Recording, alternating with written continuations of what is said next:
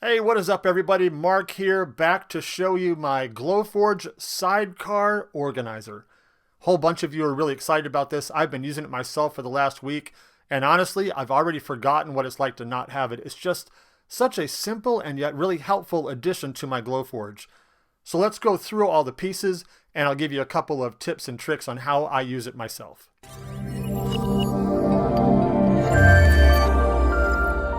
Okay, let's start by looking at the base piece itself.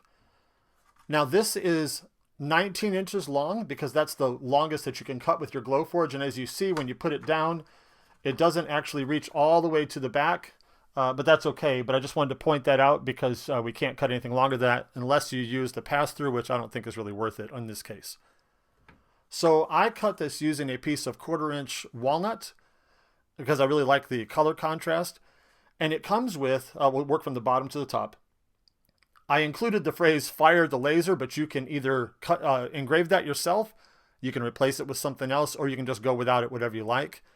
And then I used some different colored acrylic here, and I've got orange on the inside and then pink on the outside so that when the light comes on, it glows. When the button comes on, this glows. I really like the way it looks. Again, you can choose to use that or not, whatever you want. I just took some of my favorite glue. In fact, I'll show you what it looks like here. I use this for absolutely everything. And I just put a little bit on the back side of that, and I smoothed it around with my finger so that there wasn't any bubbles or anything. And then I glued it right on like that. And before we put it down, I'll also show you the different slots that are in here. I've got a set of slots here, which we'll look at in just a minute, where you can take a tray and set it there so it doesn't slide around. And then we've got two more sets up here. The outside set goes for the tray organizer, and then the inside set is for the bottom tray that slides underneath it just like that. So when you put it down on your Glowforge, it should fit very snugly around the button there. And I'm going to include a circle that you're going to cut out and test before you do this to make sure that Glowforge hasn't changed anything from my machine to yours. I assume they haven't, but make sure that you always cut that sample first. So it fits nice and snug there. You're going to push it up just against the frame here. And then what I would do is take either some double-sided tape or something like that just to stick it underneath so it doesn't slide around, because it fits perfectly right here, but you don't want it accidentally sliding out like that where the lid's going to hit it. So just maybe put some double-sided tape on the back there. No, don't glue it down. I'm sure nobody would do that, but use some double-sided tape. That probably work really well. And you'll see that it fits nicely here right along the curve, so you're really going to like that as well. So then next, let's go to the trays. I'm including 3 different kinds of trays here, and you'll see this one is divided here vertically, so you have a left and a right half. And then this one here is horizontally. And then I'm also going to include one that I don't have here in front of me, but it has 3 dividers there instead of 2.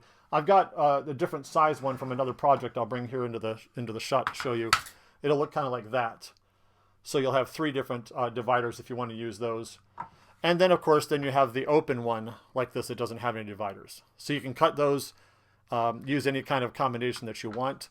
I used 1/8-inch material for all of these and 1/8-inch material for the shelf as well. So that all works pretty well for me. Again, you can do what you want there, but if you change material thicknesses, just make sure you're paying attention because that's going to change how things fit together. Otherwise, just stick with the 1/8 inch and that'll serve you really well. So let me bring this up a little closer so you can see this. Here's the stand, which you've seen this in another project that I have, so I just modified it for this one.